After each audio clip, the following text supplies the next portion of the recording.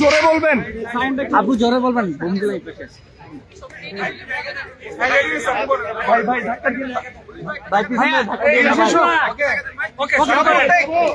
আবার যারা পাটা শেষ হোক। আচ্ছা ওকে, যারা পাটা শেষ হোক একটু তারা যারা আপু শেষ শুরু করুক। যারা আপু শুরু করেন। ওকে আপু শুরু করেন। আপু শুরু করেন। আপনারা জানেন যে আজকে ওসমান হাদি ভাই গুলিবিদ্ধ হয়েছেন। ওনার চিকিৎসা প্রাথমিকভাবে ঢাকা মেডিকেল কলেজে হয়েছে, এরপর এবার কি এসেছেন।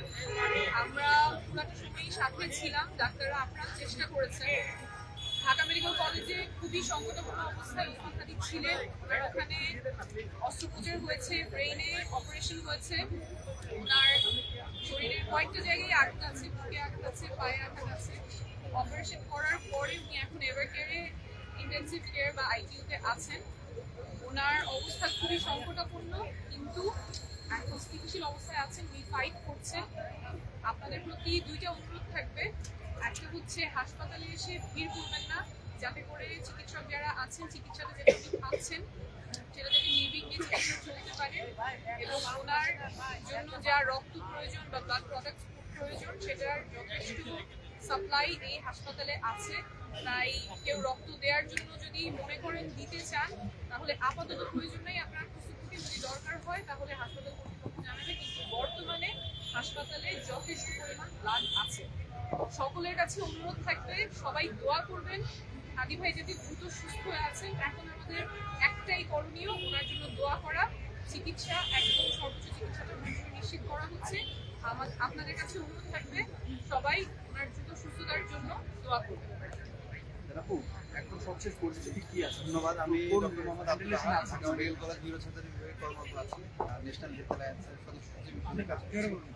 আপনারা জানেন যে ওসমান হাদি ভাই আজকে যখন প্রায় দুপুর 1:15টার দিকে আক্রমণের শিকার হয়, তখন ঢাকা মেডিকেল কলেজে আমরা তাকে সবাই মিলে নিয়ে আসি, এবং এখানে তার অবস্থা খুব সংকটাপন্ন ছিল। ক্রিটিক্যাল সিচুয়েশনের মধ্যে তার আমরা উসেকে নিয়ে যাই। উসেক থেকে সিটি স্ক্যান করার মাধ্যমে আমরা মনে করি যে তার অপারেশন লাগবে।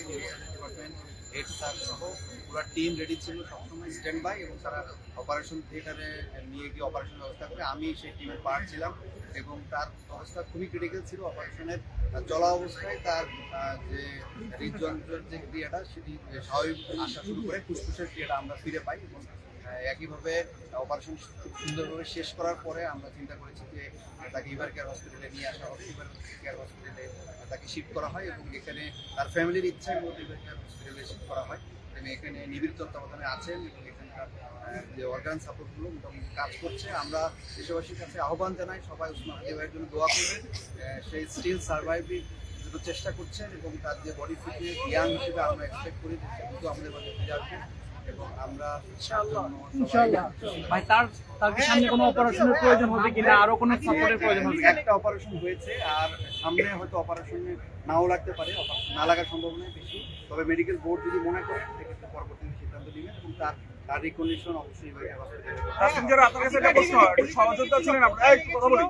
কি অবস্থায় বের হয়ে গেল, মানে কি পরিমাণ ক্ষতি হয়েছে তার ব্রেনের, বা কোথায় কি অবস্থায় ক্ষতি হয়েছে, কি কি সংকটাপন্ন অবস্থা, ডিটেইলস গুলো এখানে যে হাসপাতাল ম্যানেজমেন্ট বোর্ড আছে যতক্ষণ ওনারা করবেন। আমাদের যেটা মেসেজ সেটা হচ্ছে উনি সংকটাপন্ন অবস্থায় আছেন, কিন্তু উনি ফাইট করছেন। আপনারা সবাই দোয়া করবেন। আপনার কাছে একটা প্রশ্ন, যে আপনাদের সহযোগিতা ছিলেন ওসমান হাদি, আজকে যে ঘটনা ঘটলো এক্ষেত্রে আসলে আপনারা যারা জুলাইয়ের সম্মুখসারী যোদ্ধা ছিলেন, আপনাদের উপরে কোনো হুমকি আছে কিনা, বা আপনারা আসলে কোনো শঙ্কা প্রকাশ করছেন? পাশাপাশি এটা দেশের মানুষের জন্য অ্যালার্মিং কিনা, এই উত্তরটা আমাদের যুব সদস্য ঠিক রাখতে আপনাদের মাঝখানে চলে আসে।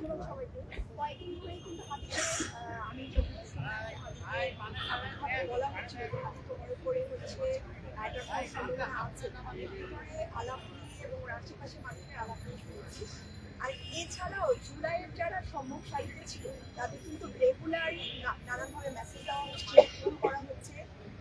আমি মনে করি এই যে ঘটনাটা ঘটলো এটার দায় অনেক বেশি প্রশাসনের, তারা জানে, তারা এই মেসেজটা পর্যন্ত দিতে পারে যে আপনি আপনার প্রতি অ্যাটাক করতে পারে, তাহলে তারা সেটা ফিরানোর ক্ষমতা রাখে। এবং আলটিমেটলি কত ঘন্টা পার হয়ে গেছে, এখন পর্যন্ত গ্রেফতার হবে।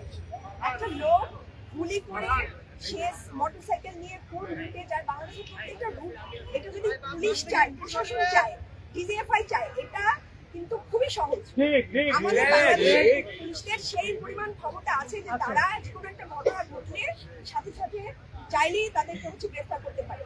এটা খুব একটা যে মানে একদম চোখের সামনে গুলি করে সে 6 সেকেন্ড আরো দাঁড়ায় ছিল, স্পষ্ট দেখা যাচ্ছে, চেহারা দেখা যাচ্ছে, চাদর দেখা যাচ্ছে, মোটামুটি একটা অনলাইনে একটা পরিচয় দেখা যাচ্ছে। প্রশাসনের এখানে কোনো ব্যর্থতা আছে কিনা, এবং প্রশাসন জানে, তারা বারবার পলিটিক্যাল যারা লিডাররা থাকে, আমরা যারা থাকি, তাদেরকে নানানভাবে নানান জায়গা থেকে অ্যালার্ট করা হয়। তাহলে তারা যদি অ্যালার্ট করতে পারে, তাহলে তারা কেন ব্যবস্থা নিতে পারে না? কেন আজকে ওসমান হাদির মতো ফিগারের গায়ে মানে হাত আসলো, তার দিকে শুট আসলো? এটার জবাব প্রশাসনিক দিতে হবে, এবং এটা আমরা যারা জুলাইয়ের যারা আছি, এটার জবাব না দিয়ে আমরা থামবো না। আমরা জানি যে জুলাই এখনো শেষ হয় নাই। আমাদের যে হয়রানি করা হচ্ছে, থ্রেট দেওয়া হচ্ছে, এটা কারো অজানা না। অজানা না। আমাদের ঠিকানা পাবলিক করা হচ্ছে, ফোন নাম্বার পাবলিক করা হচ্ছে, প্রতিনিয়ত হুমকি দেওয়া হচ্ছে। এবং আজকে এই ঘটনার পরে দ্রুত তদন্ত এবং গ্রেপ্তার আমরা দাবি করি। এর পেছনে আছে কে নির্দেশদাতা, এটা যাতে সরকার দ্রুততম সময়ে এটা সর্বসম্মুখে প্রকাশ করে বিচার নিশ্চিত করে, এটা করতেই হবে। এবং আমরা এর আগ পর্যন্ত এটা নিয়ে কথা বলা বন্ধ করবো না, মাঠ ছাড়বো না। এবং ইনশাআল্লাহ। হাদির হত্যার দায় প্রশাসনের, যারা মারছে তাদের তো দায় আছে। বাংলাদেশের আইন কানুনের যে অবস্থা, এই দায় প্রশাসনকে অবশ্যই নিতে হবে। আমি বারবার বলি, তারা যদি জানে যে আমাদের উপরে অ্যাটাক হওয়ার সম্ভাবনা আছে, তাহলে তারা সেটা জেনে চুপ করে থাকে কেন? বাংলাদেশের ডিজিএফআই থেকে, পুলিশ থেকে শুরু করে তাদের আমি মনে করি ক্ষমতা আছে। তারা কোথা থেকে ইনফরমেশন পায়, সেই ইনফরমেশন গুলো তারা যদি আমাদের দিতে পারে, সেই ইনফরমেশন কেন তারা সেখানে গিয়ে ব্লক করতে পারে না, তাদেরকে ধরতে কেন পারে না? এই দায় প্রশাসনকে নিতে হবে।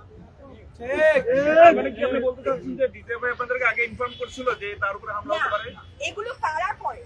হ্যাঁ, এগুলো তো সাধারণত প্রশাসন থেকেই করে, ডিজিএফআই, পুলিশ বা যারা থাকে তারাই তো করে। তো সেই জায়গা থেকে আমাদের যদি বারবার ইনফরমেশন আসতে পারে যে আপনারা হুমকির মধ্যে আছেন, তাহলে সেই জায়গাটা কেন ব্লক করা হচ্ছে না? যে তারা হুমকি দিচ্ছে সেটা অবশ্যই তারা জানলে কেন তারা ব্যবস্থা নিচ্ছেন না?